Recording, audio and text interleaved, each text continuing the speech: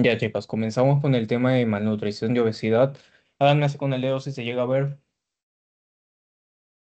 Ya. Entonces, ¿qué es la malnutrición? El término malnutrición significa alteración en las etapas de la nutrición, tanto por un déficit como por un exceso de la nutrición. Es el resultado de un desequilibrio entre las necesidades corporales y la ingesta de nutrientes. Cuando se habla de malnutrición, se expresa como malnutrición por déficit a la desnutrición y a la malnutrición por exceso como la obesidad. Entonces ya tenemos, ¿no? Malnutrición, una mala alimentación que nos puede llevar tanto a un déficit como a un exceso. Ahora, la desnutrición calórico-proteica es una deficiencia energética causada por el déficit de todos los macronutrientes con la pérdida resultante de músculo, grasa, peso, letargo y debilidad generalizada. Se va a determinar a través del IMC, que se define como el peso, es decir, kilogramos, sobre altura al cuadrado. El límite normal va a ser de 18,5 a 25 kilogramos por metro cuadrado. Un índice de masa corporal menor a 16 kilogramos por metro cuadrado se considera desnutrición. Niño cuyo peso es inferior al 80% del normal o proporcionado por una tabla estándar. Otras medidas útiles son el depósito de grasa, la masa muscular, concentraciones circulantes de proteínas séricas. Acá tenemos la fórmula, ¿no? Peso sobre estatura por estatura, es decir, m al cuadrado. Bajo peso va a ser un IMC menor a 18,5, el normal de 18,5 a 24,9, sobrepeso 25 a 29,9, obesidad 34,9, obesidad 2 de 35 a 39,9, obesidad 3 de 40 a 49,9 y obesidad tipo 4 mayor a 50. Esto también lo tienen que saber porque, por ejemplo, en mi examen final de patología nos hicieron resolver, nos dijeron, Juanita, pesa esto y tiene esta estatura. ¿Cuál es el IMC y en qué, o bueno, en qué grado está, ¿no? Que si es obeso, sobrepeso, normal y bajo peso. Y tienen que practicar también ahí su matemática porque a veces se olvida. Vamos a tener los tipos de desnutrición, van a ser la primaria, secundaria y mixta. La primaria va a ser una condición resultante del déficit de aporte calórico o primario asociado a la pobreza, incapacidades del anciano, del niño maltratado y países subdesarrollados. Secundaria va a ser condición resultante a la incapacidad para utilizar satisfactoriamente los alimentos o nutrientes ingeridos debido a otro factor como enfermedad. Y mixta va a ser, por ejemplo, una lactancia materna inadecuada asociada a la infección. Entonces, primaria, no tengo cómo acceder al recurso. Secundaria, sí puedo acceder al recurso, pero este no me va a alimentar porque, digamos, el cuerpo no lo absorbe. Y acá tenemos los grados. La desnutrición leve o de primer grado, cuando el organismo consume las reservas energéticas, pero el funcionamiento celular se mantiene en un adecuado estado. La desnutrición moderada o de segundo grado, donde las reservas de nutrientes agotadas y tenemos daño orgánico, y una desnutrición severa, donde las funciones celulares y orgánicas se encuentran extremadamente deterioradas. Hay un riesgo de muerte. Y acá tenemos el peso en cada uno de los o en cada uno de los tipos de desnutrición, ¿no? En una normal vamos a encontrar de un peso del 90 al 110%, en la leve de 85 a 90, en la moderada de 75-85 y en la grave de menor a 75. El IMC normal es de 19 a 24, en la desnutrición leve de 18 a 18,9, la desnutrición moderada de 16 a 17,9 y la grave de 16. La albúmina sérica va a ser de 3,5 a 5 en la normal, 3,1 a 3,4 en la leve, 2,4 a 3 en la moderada y menor a 2,4 en la grave. Ay, perdón, chicos. La transferrina sérica va a ser de 220 a 400 en la normal, en la leve va a ser de 200 a 219, en la moderada de 150 a 200 y en la grave menor a 150. Igual los linfocitos, ¿no? Y la hipersensibilidad retardada. Ahora, en los adultos mayores, un IMC menor a 21 puede aumentar el riesgo de mortalidad. Este cuadro también apréndanselo porque como se los dije, estos cuadros pueden venir completos. Le pueden preguntar cualquier cosa de acá. Y comenzamos con los tipos de desnutrición o bueno, de sintomatologías asociadas. Vamos a comenzar con el marasmo, que es una pérdida del peso del 60% comparado con lo normal para el sexo y la edad. Va a haber un retraso del crecimiento y pérdida de masa muscular. Las proteínas y las grasas se movilizan desde el compartimiento somático ay, del cuerpo, sobre todo del músculo esquelético y la grasa subcutánea. Eso va a proporcionar energía a partir de los aminoácidos y los triglicéridos. Se va a mantener en gran medida las concentraciones séricas de proteínas. Esto han preguntado, por ejemplo, en un marasmo, creo era, y hay las características, ¿no? Y se mantienen en gran medida las concentraciones séricas de proteínas. Va a haber una menor síntesis de leptina. Ujú. Puede dar lugar a la producción por el eje hipofisiario suprarrenal de glucocorticoides que induzcan la lipólisis y la anemia e inmunodeficiencia son frecuentes con infecciones recurrentes. Así se ve un niño con marasmo. El kwashiorkor, por el otro lado, se produce cuando hay una privación de proteínas mayor que el aporte global de calorías. Ya. Va a estar asociado a pérdidas de proteínas del compartimento visceral del cuerpo, sobre todo el hígado, y hay un respecto relativo del músculo y del tejido adiposo. Va a haber una hipoalbuminemia resultante causando un edema generalizado que puede enmascarar la pérdida de peso. El hígado graso aumentado de tamaño se debe a una síntesis inadecuada de lipoproteínas y por lo tanto a la acumulación hepática de triglicéridos movilizados desde la periferia. Hay apatía, decaimiento y anorexia. Y la atrofia de la mucosa del intestino, que es reversible, puede llevar a la malabsorción. Es frecuente la inmunodeficiencia con infecciones secundarias. Y Yari, explícame qué es el marasmo y luego Flavia me va a explicar qué es el kwashiorkor. Hay pérdida de peso, hay retraso de crecimiento y se mantiene en gran medida la concentración sérica de proteínas. Ya. Ahora Flavio. Ya, yo entendí que ay, ¿cómo se dice? Bueno, es Ajá. kwashiorkor, es Kwashiorkor. ocurre cuando no hay una suficiente proteína en lo que es en la dieta Ujú. y por eso hay como que una reducción en la masita muscular de bueno, los niños que estaban ahí, se veían mal. Sí. Si tienen que seguir también su línea fisiológica, ¿no? Este, por ejemplo, no va a tener el suficiente peso y por ende, ¿qué va a haber? Al no tener la suficiente o el suficiente aporte energético, ay, ya ahí está, al no tener el suficiente aporte energético, el compartimiento somático, como ahí dice, el músculo y la grasa subcutánea va a ir para formar la energía. ¿Ok? Ya de por sí, entonces hay pérdida del músculo y de la grasa subcutánea. Entonces la proteína también se va a mantener normal, va a haber menos leptina y vamos a tener anemia e inmunodeficiencias, ¿no? Esto es por una menor ingesta de sus macronutrientes. A diferencia del kwashiorkor, donde hay más calorías que proteínas. Entonces, si hay esto, ¿qué va a pasar? Una hipoalbuminemia, ¿no? Porque hay menos proteínas y como se recuerdan, una hipoalbuminemia causaba un edema generalizado. Y Yari, ¿por qué una hipoalbuminemia causa un edema generalizado? Porque hay más calorías que proteínas. No, o sea, Oh, a nivel fisiológico. pues, Recuerda tus fuerzas de Starling, ¿te acuerdas? que hay más presión afuera que adentro. Ajá. ¿Se acuerdan, no?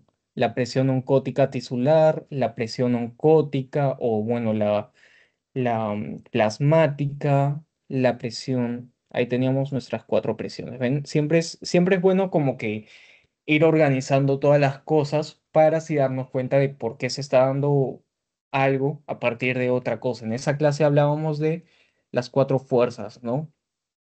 De Starling. Esperen, es al revés, claro. Ahí vamos a volver a recordar. Nuestra presión oncótica, nuestras dos presiones oncóticas, que una era equivalente a cero y una ya tenía su fuerza, ¿no? Esa es, digamos, la presión oncótica del plasma, es decir, las proteínas que están en el plasma, que lo que hacen es jalar el agua hacia adentro, evitar que se extravase hacia los tejidos. Luego vamos a tener nuestra presión osmótica y nuestra presión osmótica tisular. La presión osmótica tisular, que va a ser esta, que va a ser el agua que intenta ingresar perdón, el agua del tejido que ingresa o que intenta ingresar a nuestros capilares, y nuestra presión osmótica o plasmática, nuestra presión plasmática, que va a ser el agua de nuestros capilares que intenta salir. Entonces, si recuerdan, esas cuatro fuerzas de Starling estaban en equilibrio. El agua que intenta salir, la presión osmótica o plasmática, el agua que intenta ingresar a partir de la presión tisular, la presión oncótica, que son los osmoles dentro de nuestros capilares sanguíneos que jalan el agua, y la presión oncótica tisular, que es igual a cero porque no debería haber generalmente proteínas en nuestros tejidos, ¿no? Todas estas fuerzas van a mantener en orden o que nuestro tejido esté libre de un edema. Pero acá hay menos proteínas. Y si hay menos proteínas, disminuye nuestra presión oncótica. Si disminuye la presión oncótica, ya no están estos osmoles que pueden jalar el agua dentro del capilar sanguíneo y por ende hay un edema, ¿no? Por eso se da un edema generalizado. Por eso, chicos, siempre que aprendan algo, intenten recordar o unir sus conocimientos a algo más, porque eso va a permitir un mejor entendimiento de cómo está funcionando todo. Hemos visto como algo de hace cuánto, 4 o 5 clases se está, o bueno, recién se está uniendo con algo totalmente diferente, pero igual de relevante, ¿no? Entonces, ya por eso siempre hay que estar acordándonos de las cosas. ¿Qué más? Ya tenemos nuestra hipoalbuminemia que nos va a dar nuestro edema. El hígado va a intentar, o sea, va a aumentar de tamaño por una síntesis inadecuada de las lipoproteínas. Y al aumentar las lipoproteínas se va a acumular estos triglicéridos. Entonces acá se pueden ver, ¿no? Están como medio gorditos, pero no se dejen engañar, no están gorditos, no tienen sobrepeso. Esto es simplemente un exceso de líquido y en todo caso también un almacenamiento de calorías podría ser, pero estos niños están desnutridos, estos niños no van a tener un crecimiento adecuado. Y por último, la caquexia, que va a ser una malnutrición proteico-calórica que se produce en pacientes con enfermedades crónicas. Va a ocurrir en el 50% de los pacientes con cáncer y va a ser causa de muerte de los 30. Los tumores van a causar caquexia a través del factor inductor de proteólisis, eso les pregunté en su pretest, y del factor movilizador de lípidos, el LMF. Esto determina la producción de citocinas proinflamatorias como el FNT y la interleucina 6 y 2. Básicamente la caquexia es una desnutrición, una malnutrición debido a una enfermedad. Acá nos dice por el cáncer, no a través del PIF. Entonces, si vemos a un enfermo así flaquito, todo desnutrido, ya podemos ir pensando que es por eso mismo, no por la enfermedad. Luego tenemos la anorexia nerviosa y la bulimia. La anorexia se va a producir por la obsesión de la imagen corporal y está implicado el metabolismo de la serotonina. Vamos a tener una anorexia nerviosa que va a ser la que tiene mayor mortalidad que cualquier otro trastorno psiquiátrico. Va a ser similar a la desnutrición proteico-calórica grave. Vamos a tener una menorrea frecuente por la disminución de la secreción de la hormona libera de la gonadotrofina. La reducción de las hormonas tiroideas va a dar una intolerancia al frío, bradicardia, estreñimiento, piel seca y descamativa.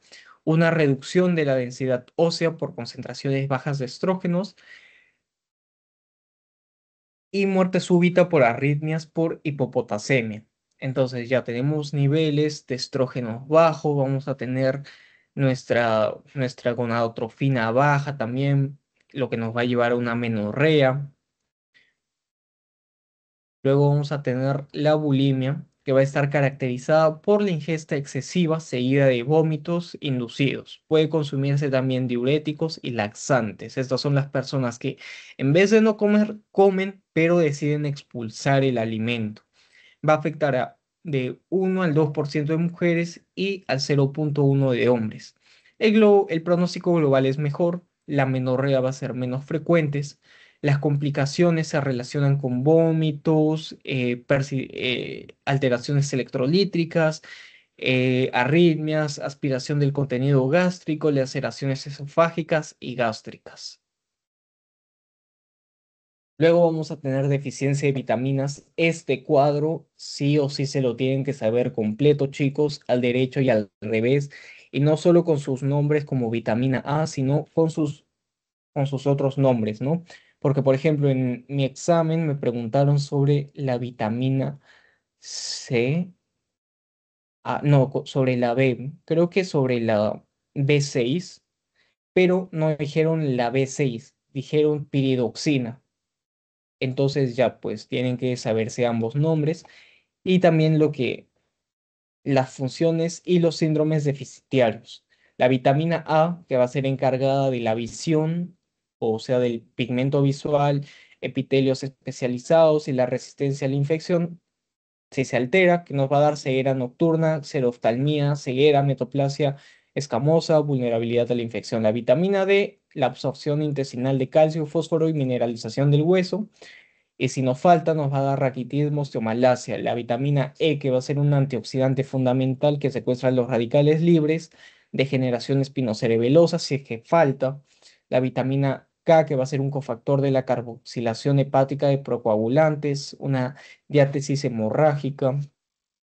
La vitamina B1, B2, la niacina, la B6, la B12 ya pues en cada uno de sus funciones, ¿no? B1, pirofosfato, coenzima de la descarboxilación, que nos va a dar Berberi, Wernicke, Korsakoff, la B2, que va a convertir coenzima flavina, mononucleótido y flavina adenina, dinucleótido, cofactores de muchas enzimas en el metabolismo intermediario, que nos va a dar arriboflavinosis, queilosis, estomatitis, glositis, dermatitis, vascularización corneal, la niacina que incorpora NAT fosfato y que está implicada en diversas reacciones redox y nos da la pelagra. También esta ha venido un montón en varios exámenes pasados, 2022, 2023, que nos va a dar la pelagra. Y las 3D de la pelagra, la demencia, dermatitis y diarrea. Esa es una fija, desde ahorita se las dejo. La B6, que son derivados como coenzimas en reacciones intermediadas, que nos da la quilosis, glositis, dermatitis, neuropatía periférica. La B12, requerida para el metabolismo normal, la enfermedad del sistema combinada, como anemia megaloblástica, degeneración de cordones.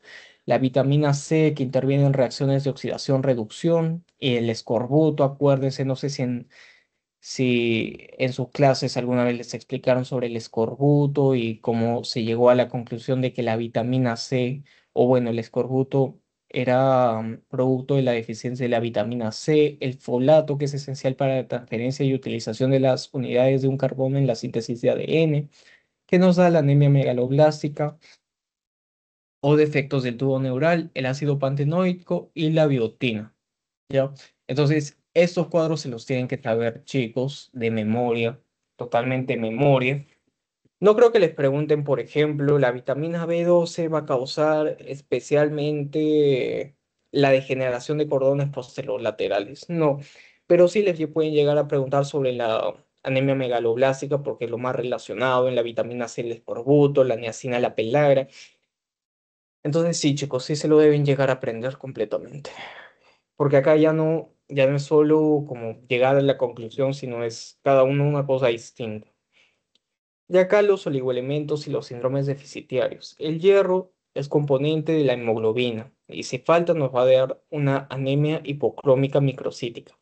El zinc es componente de enzimas, principalmente oxidasas, y si nos falta, acrodermatitis enteropática, retraso del crecimiento, infertilidad.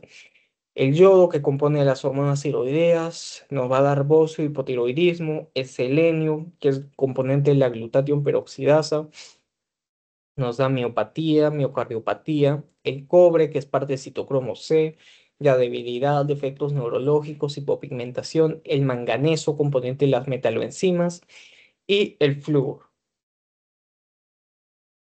Y pasamos a los tipos de obesidad. Dos tipos, la abdominovisceral o tipo androide y la glútea o ginecoide.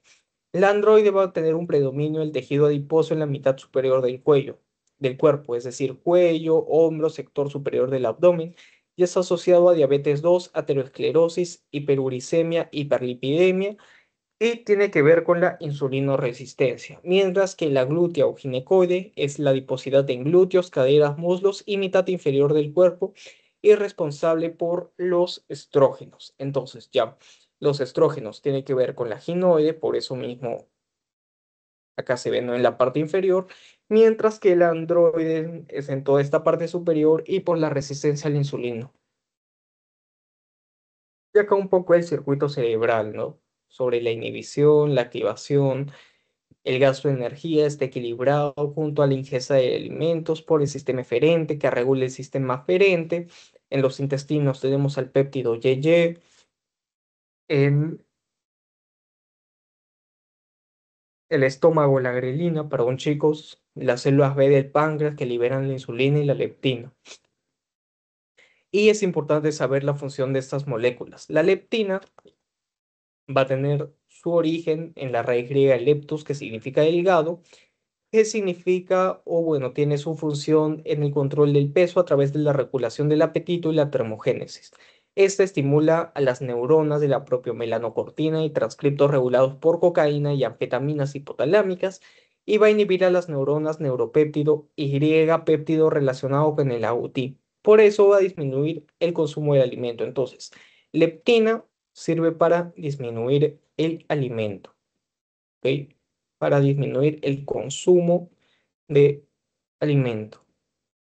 A la vez que la abundancia de la leptina estimula la actividad física, la producción de calor y gasto de energía. Entonces, la leptina es una molécula, es una hormona que nos va a hacer estar con un cuerpo decente, ¿no? Con un cuerpo delgado, con un cuerpo atlético, una hormona que sirve para la salud física. La adiponectina es una hormona polipeptídica también, cuya función es disminuir la entrada en el hígado de triglicéridos y estimula la oxidación de grasa en el músculo esquelético. También reduce la gluconeogénesis hepática y aumenta la sensibilidad a la insulina. Y también vamos a tener hormonas intestinales como la grelina, la PYY, la insulina y amilina que actúan como iniciadores y finalizadores de la alimentación a corto plazo. La grelina va a ser la que se produce en el estómago.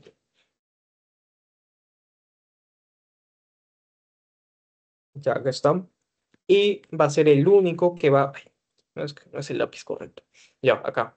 La grelina va a ser el único que va a incrementar las ganas de la ingesta de alimentos. Entonces, si necesitamos comer más, si necesitamos aumentar de peso, la grelina va a estar va a ser la que se va a estar liberando. Ahora, la administración de PYY reduce el consumo de alimentos. Sus concentraciones suelen ser bajas durante el ayuno y aumenta después de las comidas. La milina también va a ser un péptido secretado con la insulina por las células B pancreáticas que reduce la ingesta alimentaria y la ganancia de peso. Entonces, acuérdense, chicos, la grelina, la única que aumenta o que nos hace aumentar de peso. El PYY, amilina, adiponectina y leptina nos hacen subir de peso. Y la obesidad y el cáncer, ¿no? Que entre el 4 al 7% de cánceres se van a asociar a la obesidad.